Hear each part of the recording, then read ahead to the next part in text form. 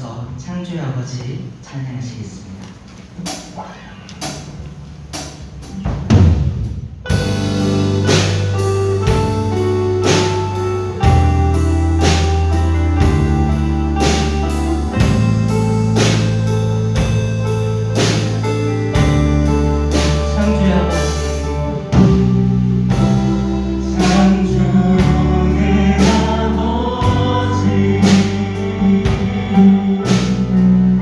그 성리로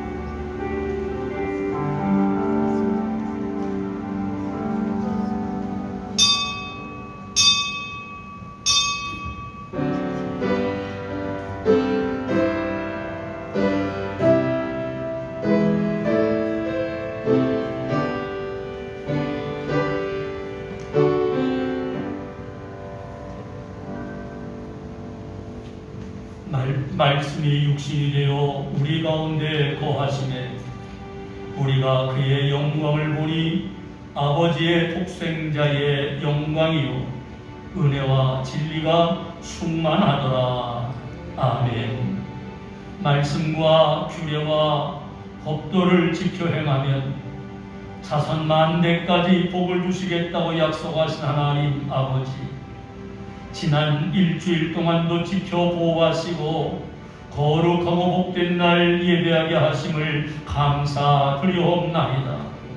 예수님을 믿음으로 구원받게 하시고 성도가 되게 하셨으니 세상과 구별되어 거룩한 삶을 살아가는 우리가 되게 하여 주옵소서. 세상의 빛이요 소금이 되게 하시고 주님께서 세상에 오신 뜻을 이루어 드리며 살아가는 우리가 되게 하여 주옵소서.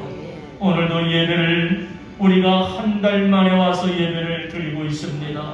하나님 받아 주시옵시고 오늘의 예배가 정말 살아있는 예배, 하나님이 함량하시는 예배, 문제가 해결되는 예배, 상처가 씻음받는 예배, 질병이 떠나가는 예배가 되게 하여 주시옵소서. 예수님의 이름으로 간절히 기도하옵나이다. 아멘. 찬송가 10장으로 영광을 돌리겠습니다.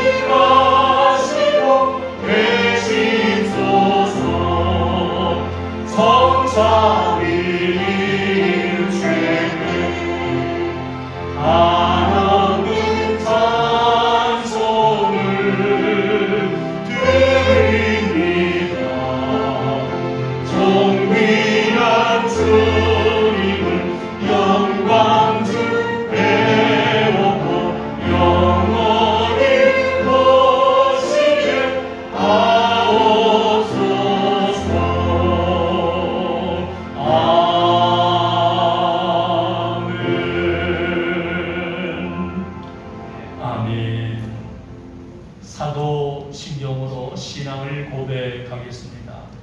전능하사 천지를 만드신 하나님 아버지를 내가면서 그 외아들 우리 주 예수 그리스도를 믿사오니 이는 성령으로 잉태하사 동정녀 마리아에게 나시고 본디오 빌라도에게 고난을 받으사 십자가에 못 박혀 죽으시고 장사한 지 사흘 만에 죽은 자 가운데서 다시 살아나시며 하늘에 오르사 전능하신 하나님 우편에 앉아 계시다가 저리로서 사한 자와 죽은 자를 심판하러 오시리라.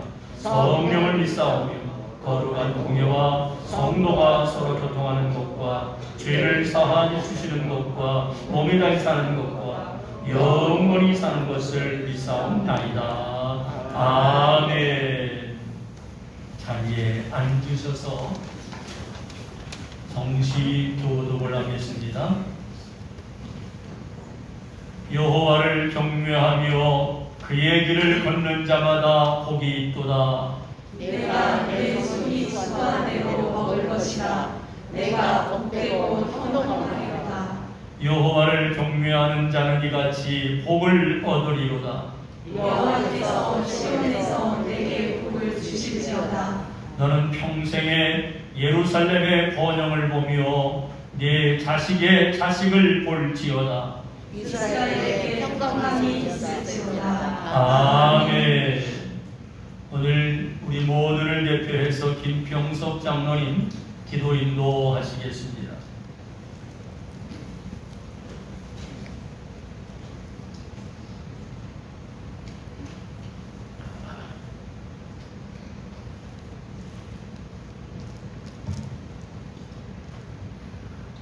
이 세상을 창조하시고 우리를 영원한 생명으로 초대하신 아버지 하나님, 하나님 아버지의 무한하신 사랑과 우리를 향하신 은혜에 감사를 드리옵나이다.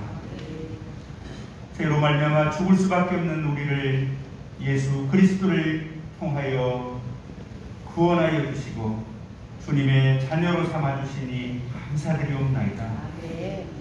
아버지 하나님, 저희들은 연약한 거로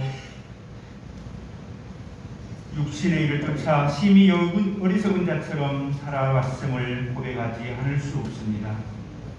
아버지 하나님, 이 시간 우리를 돌아보며 회개하는 시간이 되게 하시고 회개하는 우리의 심령들을 주님께서 받아주시오며 우리를 용서하여 주시옵소서. 아버지 하나님, 우리의 삶이 주님께서 사랑하신 바와 같이 주님을 쫓아 주님 뜻에 따라 살며 주님께서 말씀하신 뜻에 따라 살아가는 우리들이 되게 하여 주시옵소서. 성경을 통하여 우리에게 주시는 귀한 말씀이 우리의 삶 속에 뿌리내리게 하시고 우리가 그 행함으로 또한 잘했다 칭찬받는 우리들이 되게 하여 주시옵소서. 그리스도인들이 합력하여 선을 이룬다고 말씀하였사오니 우리가 서로 사랑하게 하시고 서로 용서하며 배려하며 협력하여 선을 이루는 우리들이 되게 하여 주시옵소서. 또한 그러한 일에 앞장서는 우리 세왕교회 성도들이 되게 하시어 주님 앞에 선 그날 잘했다 칭찬받는 우리 세왕교회 성도들을 다 되게 하여 주시옵소서. 아버지 하나님, 이제 시간이 빨리 흘러 또 한 달여가 지나가고 있습니다. 1년 가까이 코로나로 인하여 어려움 속에 있습니다. 주님, 이 질병이 하루속히 떠나가게 하시고 물리쳐 주셔서 하루빨리 건강한 일상으로 돌아가 생활할 수 있도록 인도하시고 축복하여 주시옵소서. 아버지 하나님, 우리 세강교회 올해 되어지는 모든 일들에 함께하여 주시옵소서. 코로나로 인하여 모임이 여의치 않습니다.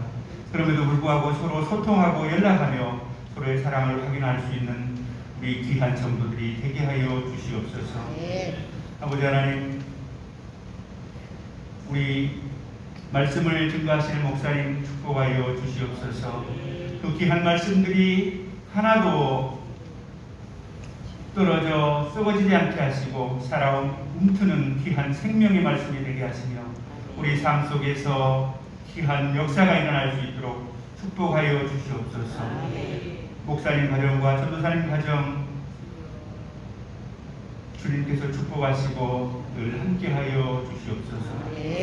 이 시간 질병으로 인하여 고통받는 성도님들 있습니다. 주님께서 함께하시고 찾아가 위로하시며 치유의 손으로 어루만져 주셔서 하루빨리 치유되는 역사가 일어나게 하여 주시옵소서.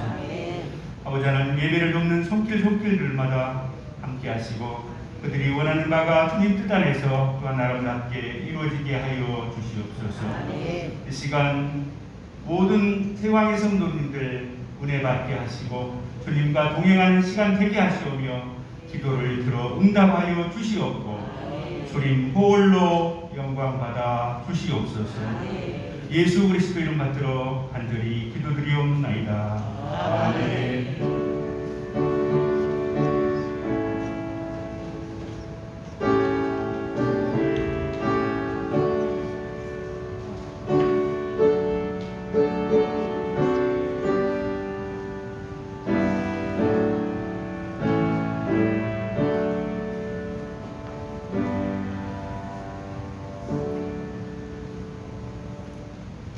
찬송가 310장으로 하나님께 영광을 돌리며 봉헌을 하시겠습니다.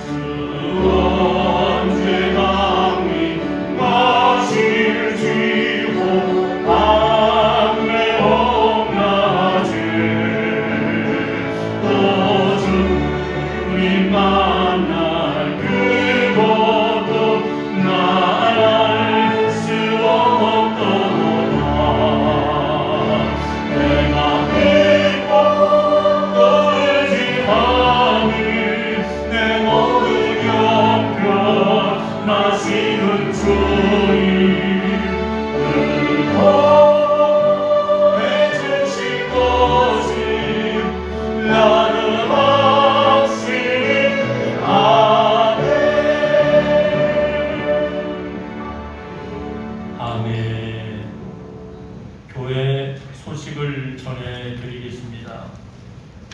코로나19의 감염 위험으로 모두가 다 힘들고 어려워하는데 조금만 더 고생하시고 조금만 더 방역과 청결에 최선을 다해주시고 자유롭게 교회에 오셔서 기도할 수 있도록 교회는 준비를 하고 있으니 언제든지 오셔서 기도로 승리하시기를 바랍니다.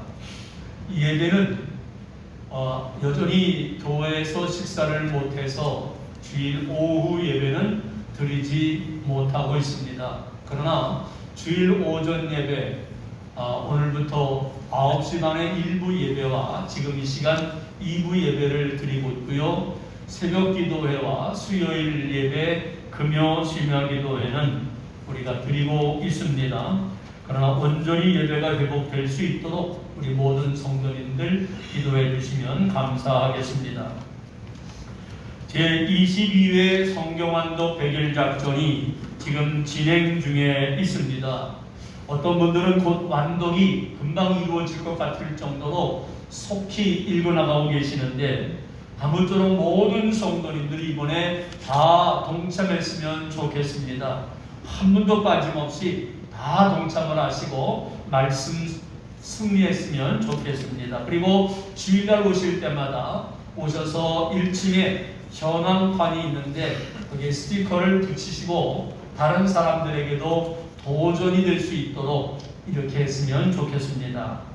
기도의 등불을 내일부터 합니다. 내일 오전 9시부터 제가 첫 번째 시간으로 시작을 해서 금요일날 심야기도회까지 기도의 등불 시간을 갖게 되는데요. 이것은 일단은 집사님 이상으로만 시간 내에 이제 참여를 하도록 했습니다.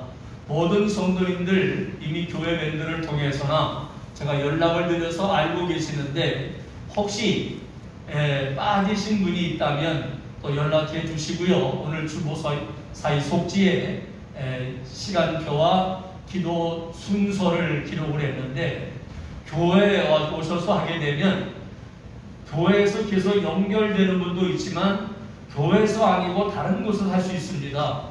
그러나 교회에 오셨는데 누가 하고 있으면 시간을 보시고 정시에 이렇게 하시고 밖에서 문을 두드리면 안에 계신 분이 나올 겁니다. 그러면 이어서 하시면 되고요.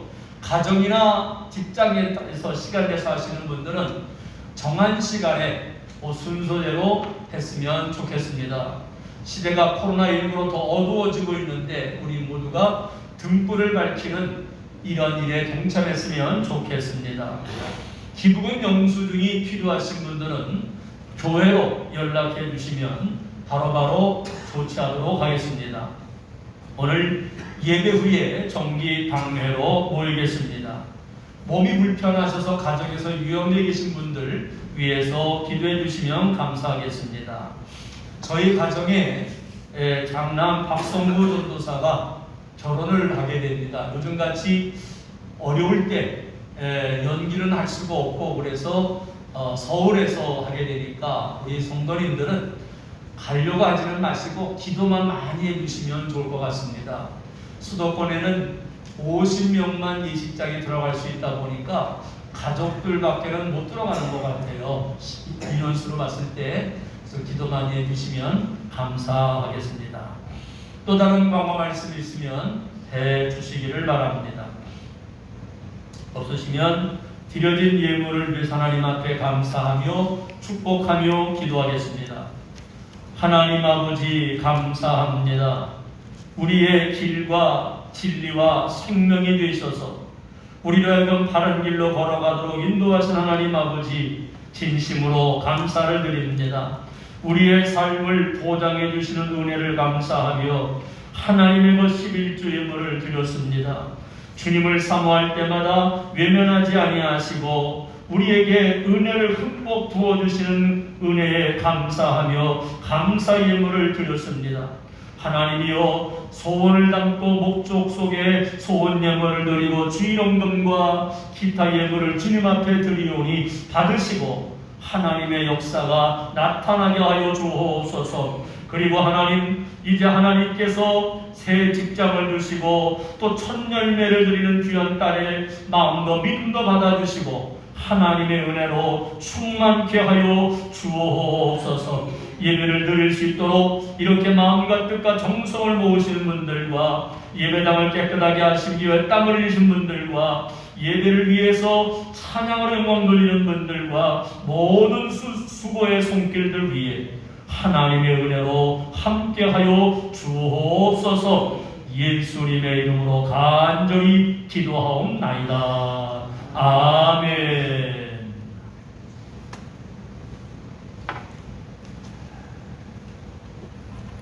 오늘 우리에게 주시는 하나님의 말씀은 사도행전 19장 8절로 20절까지의 말씀이 되겠습니다. 사도행전 19장 8절부터 20절까지의 말씀입니다. 말씀이 긴 관계로 말씀은 8절부터 20절까지 집에서 읽어보시고요. 오늘 설교 도중에 계속 말씀을 읽게 될 겁니다. 이 시간에는 12절까지만 한 목소리로 말씀을 같이 읽겠습니다. 시작. 바울이 대당에 들어가 석 달 동안 담대히 하나님 나라에 관하여 강론하며 권면하되 어떤 사람들은 마음이 굳어 순종하지 않고 무리 앞에서 이 도를 비방하거늘 바울이 그들을 떠나 제자들을 따로 세우고 두란노 소원에서 날마다 강론하니라. 2해 동안 이같이 하니 아시아에 사는 유대인이나 헬라인이나 다 주의 말씀을 듣더라. 하나님이 바울의 손으로 놀라운 능력을 행하게 하시니 심지어 사람들이 바울의 몸에서 손수건이나 앞치마를 가져다가 병든 사람에게 얹으면 그 병이 떠나고 악귀도 나가더라. 아멘. 우리 시간에 특별 찬송은 우리 지휘자 김윤영 집사님이 특별 찬송을 하겠습니다.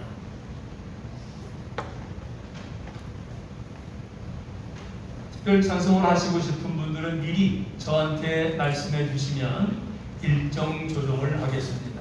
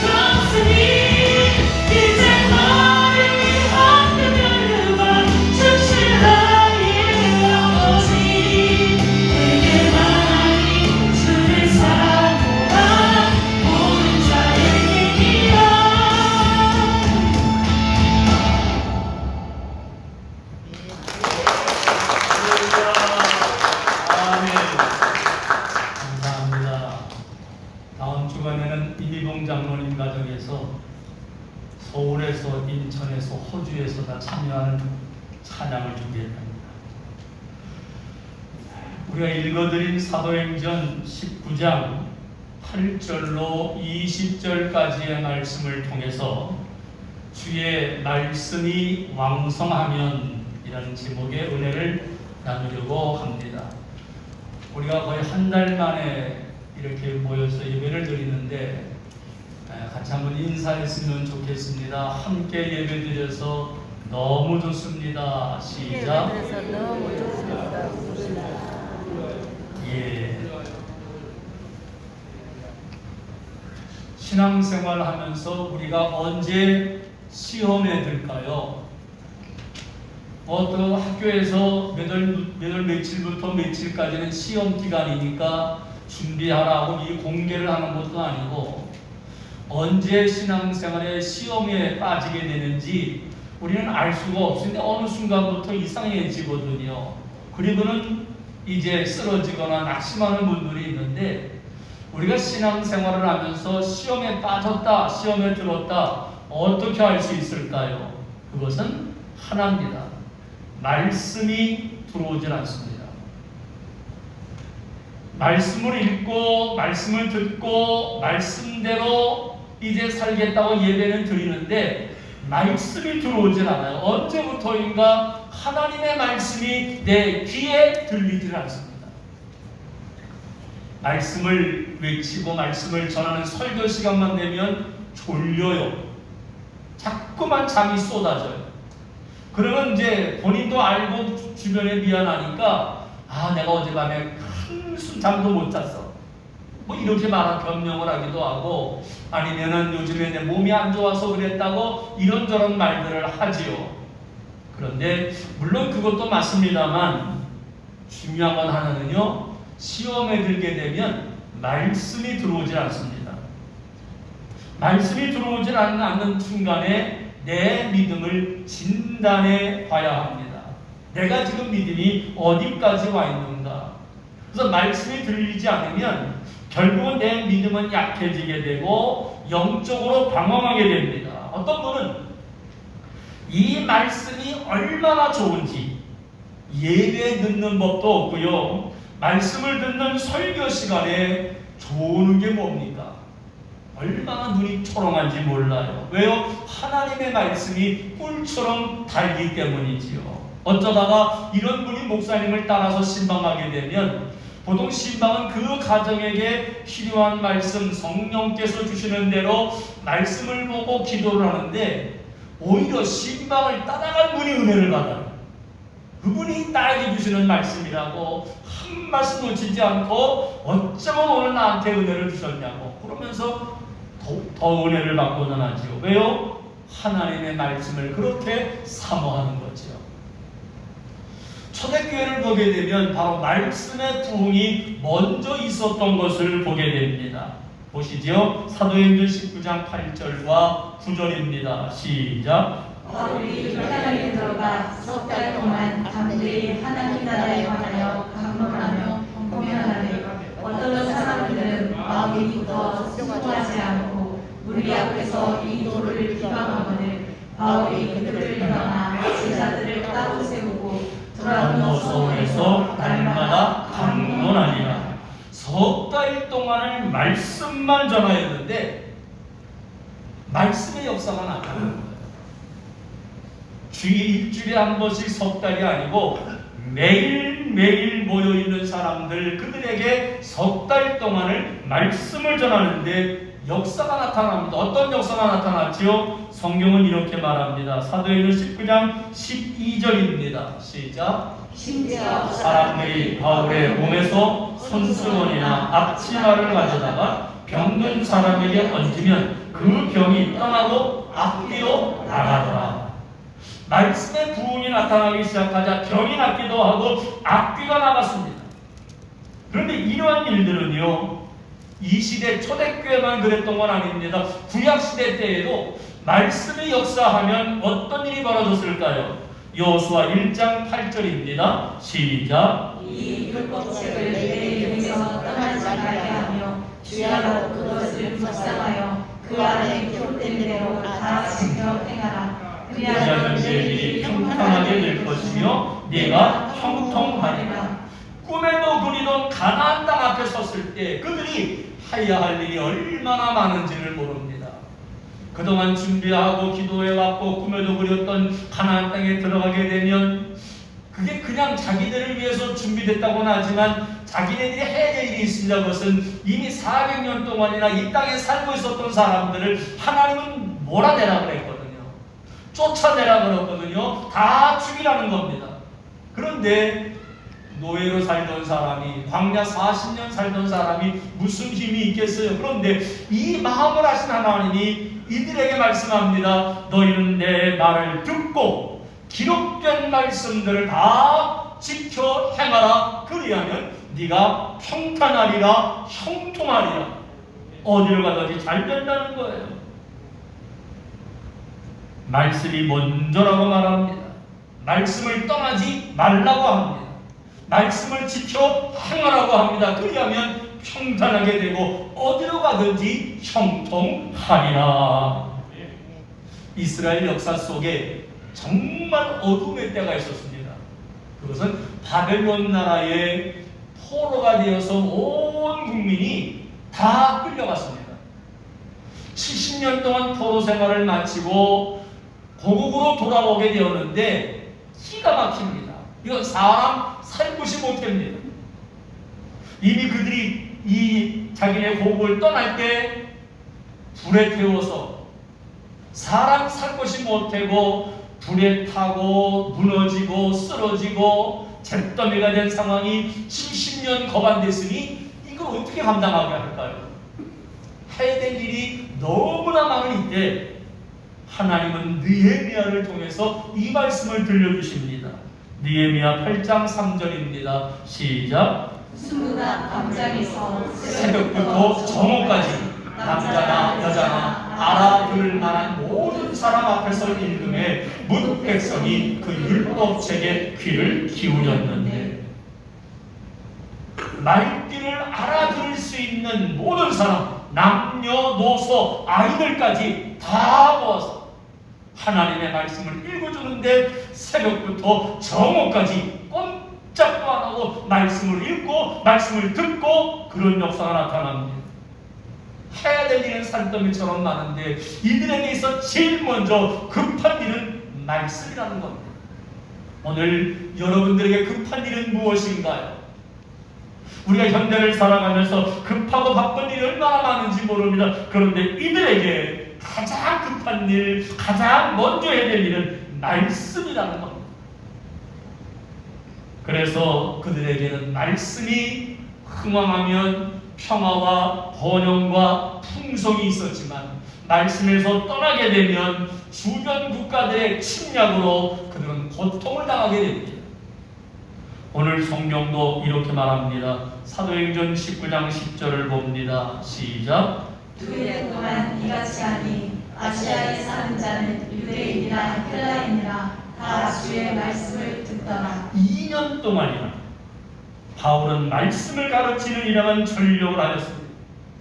그랬는데 거기에 말씀을 들었던 성도들에게서 말씀의 부흥이 일어나고 이 말씀의 부흥은 에베소 교회의 부흥으로 나타나게 되고 그 지역에 많은 기적들을 사람들이 체험하게 됩니다. 어느 시대건 개인의 부흥과 가정의 부흥과 교회의 부흥과 국가의 부흥이 일어나기 전에 먼저 하나님의 말씀이 충만했습니다. 오늘 우리의 가정이 잘 되기를 원하면 먼저 말씀이 풍성해야 됩니다. 오늘 내가 잘 되기를 원하면 먼저 말씀이 내 심령 속에 흥황해야 됩니다. 이것이 먼저라는 걸 말하고 있습니다. 2021년 코로나와 함께 시작되었고 모든 것이 답답하고 마치 터널 속에 있는 것 같지만 이런 때에 오늘 우리의 심령에 하나님의 말씀으로 왕성하게 하면 하나님의 말씀으로 가득 채우기만 하면 우리가 살고 가정이 살고 교회가 살고 나라가 살게 되는 줄로 믿습니다. 우리의 가정과 심령에 우리 교회에 하나님의 말씀으로 풍성하고 왕성하게 되기를 주님의 이름으로 축원합니다. 그렇다면 하나님의 말씀이 왕성하면 어떤 일이 일어날까요? 첫 번째, 세움받는 사람이 됩니다. 내가 세워지는 거 어떻게 해요? 하나님 앞에서 세워진다. 바울이 하나님 앞에 기도하고 에베소 지역으로 들어갔습니다. 당시의 에베소는 로마, 고린도, 에베소 3대 도시였습니다. 이 에베소는 이제 막 개발된 도시다 보니까 사람들은 신로마라 할 정도로 에베소는 굉장했었습니다. 무역의 중심 도시였고 동양과 서양을 잇는 요충지였습니다.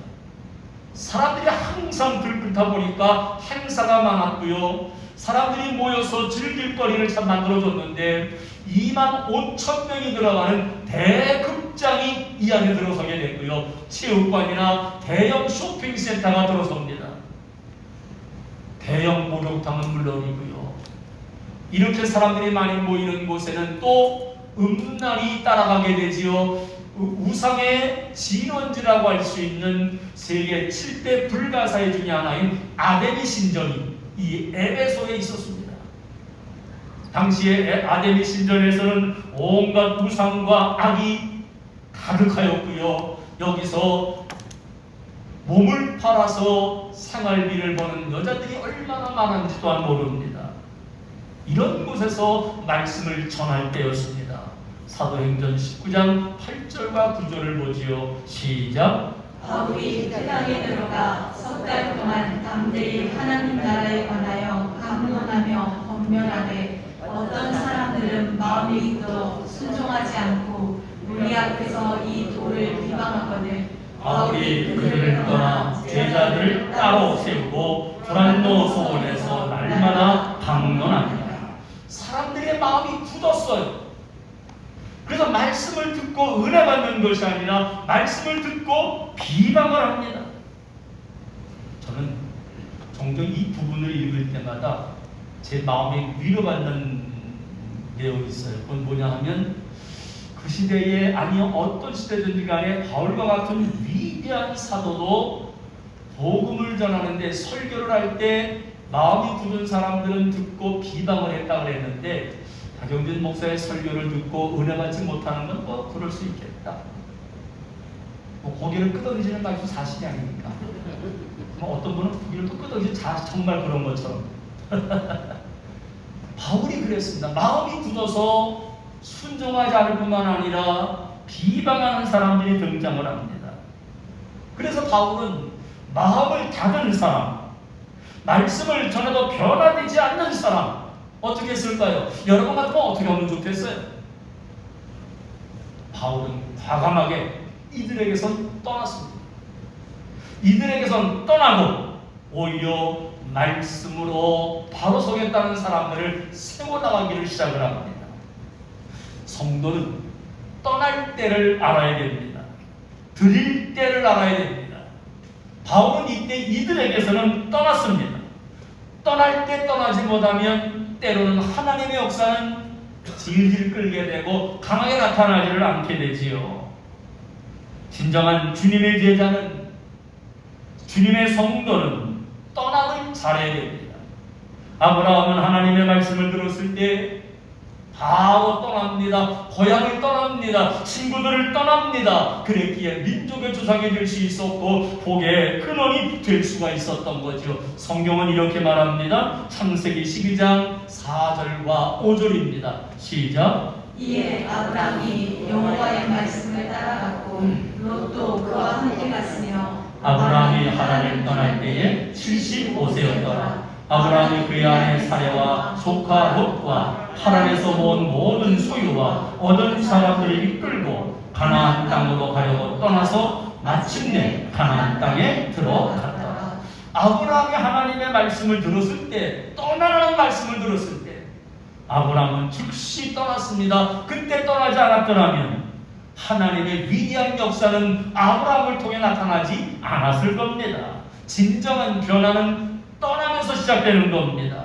우리의 옛 습관에서 떠나야 합니다. 나의 인간적인 생각에서 떠나야 합니다. 나에게 익숙해 있는 것들에서 떠날 때 비로소 하나님의 역사가 나타나게 되는 것이고 창조적인 하나님의 체험을 할 수가 있는 것이지요. 바울은 굳은 마음으로 귀가 닫혀있는 사람들, 비방하는 사람들을 보며 이 사람들은 아니야, 더 이상 이 사람들에게 시간을 낭비하지 않았습니다. 그리고는 바로 이들에게서 떠나버립니다. 지금까지 이들에게 투자한 시간이 얼마며 지금까지 이들이 그래도 말씀을 듣고 있으니까 언젠가는 변화되겠지 막연한 기대를 가지고 이들을 설득하는 것이 아니라 과감하게 떠나고 주의 제자가 되겠다는 사람들에게 오늘 성경에 보니까 계속해서 아침부터 저녁까지 말씀으로 이들을 양육하며 세워나가고 있었던 것을 보게 됩니다. 자그마치 두란노 소원에서 2년 동안이나 이런 일을 계속했습니다. 아마도 그 시대에 바울을 비방하는 사람들은 그랬을 겁니다. 뭐 세계 선교한다고? 그러는 사람이 그래. 조금만 더 이들을 변화시켜서 하나님의 자녀로 만들지 왜 이들은 떠나고 이미 하나님을 잘 믿겠다고 하는 사람들을 붙잡고 2년 동안이나 계속 가르치고 있냐고 말이야. 이거 시간 낭비 아니냐고. 이들은 더 이상 가르치지 않아도 말씀으로 복음으로 무장된 사람이니까 됐다고 생각할 수 있지만 바울은 아니었습니다. 2년 동안 이들을 따로 세워서 하나님의 말씀으로 풍성하게 하고 하나님의 말씀이 그들 안에 충만하게 되니까 왕성하게 되니까 그들에게는 기적이 하나님의 역사가 나타나게 되었던 거지요. 바울만 그런 것은 아닙니다. 예수님의 전략도 그랬습니다. 예수님은 세상을 복음화시키기 위해 여기저기 바쁘게 움직이면서 많은 사람들을 만나고 복음을 전하고 하나님 나라의 진리를 외치고 정말 이것도 중요하지만 더 중요한 것은요 12명의 제자들에게 온 정성을 기울입니다. 12명의 제자들에게 3년 동안을 먹고 자고 다니면서 이들에게 복음을 가르치고 이들을 세워나갔습니다. 그래서 이들을 사도라 부르는 겁니다. 오늘 우리 가운데 혹시나 말씀에 굳은 사람이 있나요? 말씀을 듣기만 하면 그냥 비방하는 마음이 생기나요? 조심하십시오. 성령이 떠날지 모릅니다. 말씀을 듣고 네 말씀이 내 안에 풍성하게 되고 이 말씀 때문에 내가 세움받게 되고 이 말씀의 역사가 나의 주변에 나타나게 되고 하나님에게 쓰임받는 우리가 되어야 될 줄로 믿습니다. 과연 주님의 생각은 맞았습니다. 이 12명이 세계를 변화시켰거든요. 이 12명에서 시작된 복음은 오늘 우리까지 전파되어져 왔거든요. 그러기에 교회에서 있는 모든 몇 명에 있는 교육 프로그램들 기쁘게 감당하고 바로 이러한 일에 우리가 서로 참여할 수 있는 그 뜨거운 마음들이 우리 안에 있어지기를 바랍니다.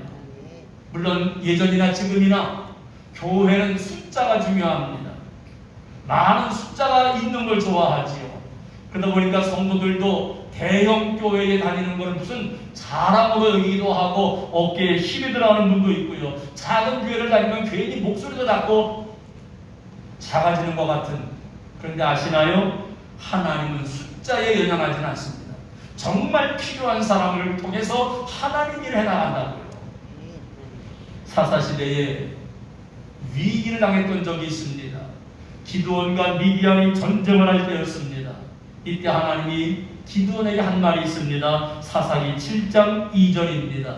시작. 여호와께서 기드온에게 이르시되 너를 따르는 백성이 너무 많은즉 내가 그들의 손에 미디안 사람을 넘겨주지 아니하리니 이는 이스라엘이 나를 거스러 스스로 자랑하기를 내 손이 나를 구원하였다 할까 함이니라. 아멘. 처음에 나라를 위해서 하나님을 위해서 군사를 모집을 했더니 32,000명이 왔습니다. 이미 이때 적군은 10만이 넘습니다. 32,000명 가지고는 한 사람이 서너 명씩을 감당하니까 쉬운 일이 아닙니다. 그럼에도 하나님은 너무 많다. 그래서 10,000명으로 줄이고 나중에는 300명으로 줄입니다. 이 300명은 오직 하나님의 말씀으로 무장된 사람이고 이 300명은 오직 하나님의 말씀에 순종하는 사람들이었습니다. 그래도 그렇지 이 300명으로 어떻게 10만이나 되는 대군을 물리칠 수 있을까요? 사람의 생각입니다. 하나님 이들 300명으로 하나님의 역사를 이루어갔고요, 이스라엘을 구원시켜 주셨습니다. 하나님의 일은 숫자와 상관없습니다. 중요한 건 하나님의 일은, 하나님의 역사는 말씀으로 무장된 사람, 말씀으로 흥황한 사람, 말씀으로 뜨거운 사람, 말씀에 충만한 사람, 이들을 통해서 하나님의 일을 이루어 가신다는 거죠. 그러므로 오늘부터 더욱더 우리의 심령이 하나님의 말씀으로 왕성하게 되기를 주님의 이름으로 축원합니다. 더 나아가서 주의 말씀이 왕성하면 어떤 일이 일어날까요? 두 번째, 능력이 나타납니다. 그래서 굳은 사람에게서는, 비방하는 사람들에게서는 떠나고 하나님의 말씀에 사모하고 간절함이 있는 사람들을 불러 따로 세워서 이들에게 복음을 전하는데 두란노소원에서 2년 동안이나 가르쳤습니다. 그랬더니 어떤 일이 일어났나요? 우리 아까 읽었던 말씀 사도행전 19장 11절 12절입니다. 시작. 하나님이 바울의 손으로 놀라운 능력을 행하게 하시니 심지어 사람들이 바울의 몸에서 손수건이나 앞치마를 가져다가 병든 사람에게 얹으면 그 병이 떠나고 악귀도 나가더라. 이런 일이 막 나타나기를 시작을 합니다. 그랬더니 이상한 일이 생겼네, 우리도 한번 해볼까? 흉내내는 사람들이 생겼습니다. 성경은 이렇게 말합니다. 사도행전 19장 13절입니다. 이에 돌아다니며 마수라는 어떤 유대인들이 시험 삼아 악기 들린 자들에게 주 예수의 이름을 불러 말하되 내가 바울이 전하는 예수를 의지하여 너희에게 명하노라 하더라. 예수님의 이름을 흉내내기를 시작을 합니다. 예수님의 믿지 않으면서 예수님의 이름으로 너희에게 명한다는 겁니다. 그랬더니 악귀에게서 이런 일이 나타납니다. 사도행전 19장 15, 16절입니다. 시작. 악귀가 대답하여 이르되 내가 예수도 알고 바울도 알거니와 너희는 누구냐 하며 악귀 들린 사람이 그들에게 뛰어올라 눌러 이기니 그들이 상하여 벗은 몸으로 그 집에서 도망하는지라. 망신만 당하였습니다. 흉내내는 믿음으로는 안 됩니다. 종종 신앙생활을 보면 남들이 기도 많이 하니까, 남들이 이것저것 하니까 흉내내는 분들이 있는데요, 흉내내는 믿음으로는 하나님의 역사는 나타나지가 않습니다. 그러나 진정으로 말씀으로 풍성한 사람은요, 놀라운 일들이 나타나게 되고, 이렇게 말씀으로 풍성하다 보니까 에베소 지역에 이런 일이 나타납니다. 사도행전 19장 17절입니다. 시작. 에베소에 사는 유대인과 헬라인들이 다 이 일을 알고 두려워하며 주 예수의 이름을 높이는 거예요. 그러므로 오늘 우리 안에 하나님의 말씀으로 왕성하게 되면 우리 주변에 내 이웃에 있는 모든 사람들이 예수님의 이름을 높이는 역사가 나타나게 되는 줄로 믿습니다. 그뿐만이 아닙니다. 그 지역에 놀라운 일이 벌어지는데요, 이런 일이 나타났습니다. 사도행전 19장 19절입니다. 시작. 또 마술을 하던 많은 사람이 그 책을 모아 가지고 와서 모든 사람 앞에서 그 사람이 그 책값을 계산한즉 얼마나 되더라. 예수님의 역사가 나타나는데 그 지역의 모든 우상단지들은 사라질 뿐만 아니라 마술을 행하는 사람들이 자기들의 책들을 다 불태워버립니다. 점을 치고 주술하는 책들을 끄집어내다가 말씀이 왕성하니까 자기의 집안에 있는 모든 부정들을 꺼내다가 태워버립니다. 미신적인 것들은 다 태워버렸습니다. 오늘 우리 안에 말씀이 풍성해서 우리 주변에 있는 모든 미신적인 것들, 우리 가정에 있는 모든 부적들을 다 태워버리고 주의 말씀으로 놀라운 역사가 나타나기를 주님의 이름으로 축원합니다. 어느 교회에 목사님이 새로 부임을 하셨습니다. 첫 번째로 부임하신 목사님이 설교를 하시는데 주보를 보니까 요한복음 13장 34절입니다. 그리고는 말씀의 성경과 내용이 뭐냐 하면 내가 너희를 사랑한 것 같이 너희도 서로 사랑하라, 이런 제목이었습니다. 성도들이 첫 번째 설교에 은혜를 많이 받았습니다. 그리고 예배가 끝나고 돌아가면 다음 주도 기대를 했습니다. 교회 오자마자 성도들이 제일 먼저 보는 게 뭐죠? 주보를 펼쳐보잖아요. 그런데 주보를 보니까 성경이 지난주와 똑같아요. 인쇄가 잘못됐나? 그리고 예배를 드리고 설교 듣는데 이상하게 많이 듣던 설교예요. 지난주와 똑같은 설교를 하셨습니다. 아직 목사님이 이사를 하셔서 정리가 안 돼서 그러시는가 보다. 다음 주 세 번째 주를 기대했는데 웬일이요? 똑같습니다. 이렇게 된 똑같은 설교가 넷째 주 한 달이 돼도 여전히 똑같은 겁니다.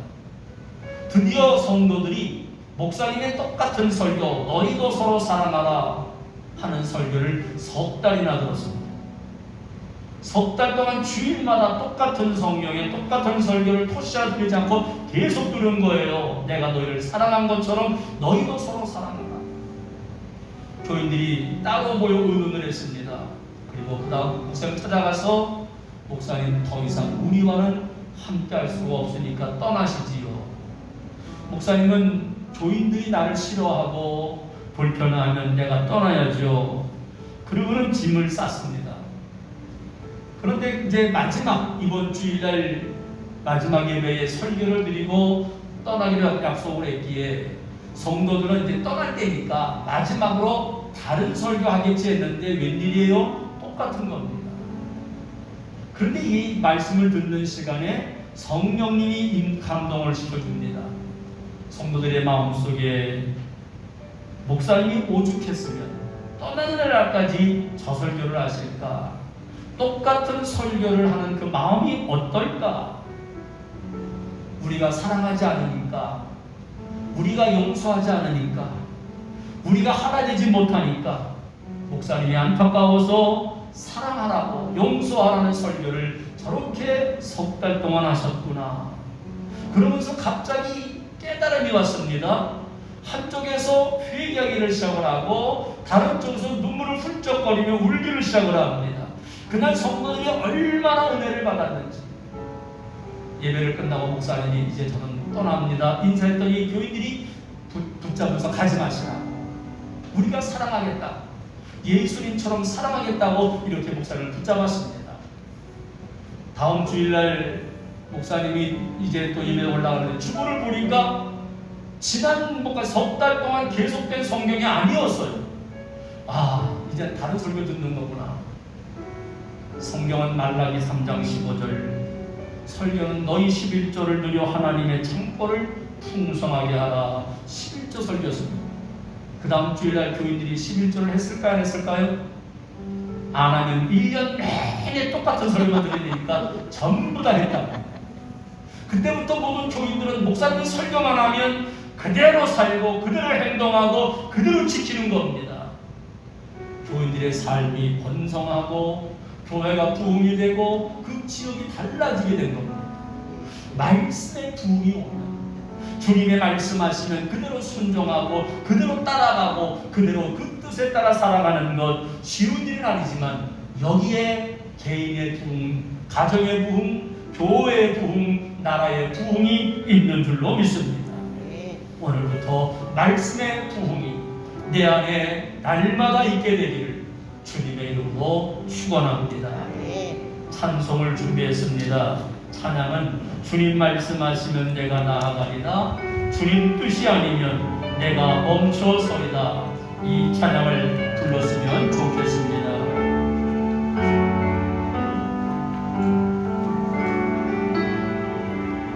주님 말씀하시면, 주님 말씀하시면 내가 나아가리라, 주님 뜻이 내가 아니면 내가 멈춰서 나의 가고 서는 것, 주님 뜻에 이시 오 주님 나를 이끄소서. 다시 한번 주님 말씀하시며, 주님 말씀하시면 내가 나아가리라, 주님 뜻이 아니면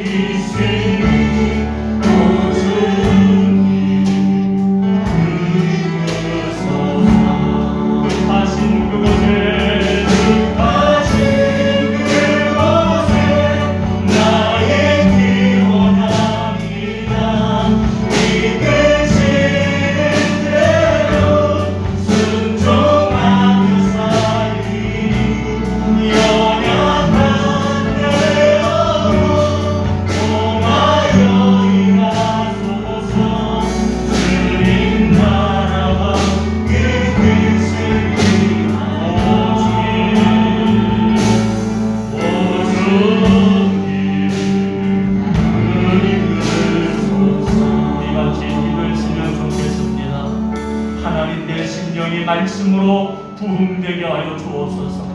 우리의 가정이 말씀으로, 우리 교회가 말씀으로 부흥되게 하시고 하나님의 말씀에 순종하며 말씀대로 살아가며 말씀을 지켜 행하는 우리가 되게 하여 주옵소서. 오직 말씀의 사람 되게 하여 주시옵소서. 다 다른 성으로 기도하겠습니다. 할렐루야. 은혜로 하나님 아버지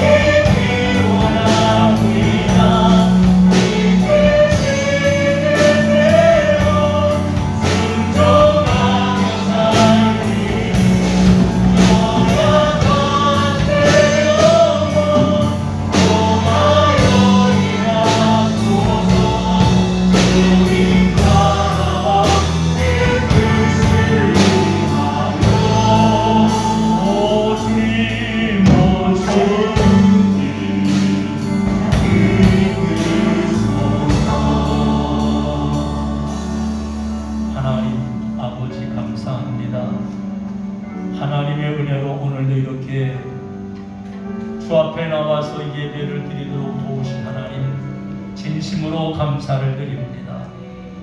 우리가 이름만의 신앙인이 아니고 이름만의 직분자가 아니라 내 마음을 온전히 들여 하나님의 말씀으로 무장하고 말씀이 풍성한 우리의 신앙인이 되도록 함께하여 주옵소서. 코로나19의 상황이 하나님 아버지 완전히 소멸되고 없어지고 모두가 다 정상적인 생활로 돌아갈 수 있도록 은혜를 베풀어 주시옵시며 백신과 치료제가 속히 나와 부작용이 없도록 함께하여 주시옵소서. 우리 땅에서 온전히 주님과 더불어 하나님의 살아계심을 체험하게 하여 주옵소서. 이제는 우리를 구원하신 예수 그리스도의 은혜와 하나님 아버지의 사랑하심과 성령님의 교통하심의 역사가 오늘도 말씀의 왕성함을 위해서 내 심령이 말씀으로 가득 차고 말씀의 사람이 되기 원하는 오직 주님 뜻대로 살아가기 원하는 모든 성도들 머리머리 위에 코로나19로 수고하는 의료진과 관계자들 위해 나라와 민족 위에 이제로부터 영원토록 함께 하옵시기를 간절히 축원하옵나이다. 아멘.